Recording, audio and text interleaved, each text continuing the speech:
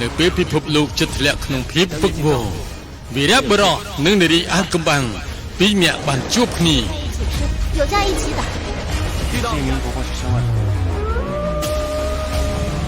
ម្នាក់មានអំណាចដៅទេម្នាក់ទៀតលះអាថ៌កំបាំងដែលអាចផ្លាស់ប្ដូរជោគវាសនាពិភពលោក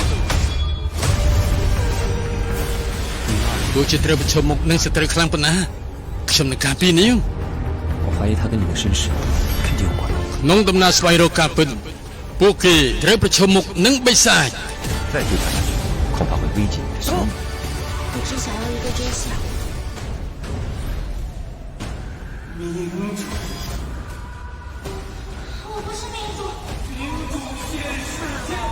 សង្គ្រាមនិងការលះបង់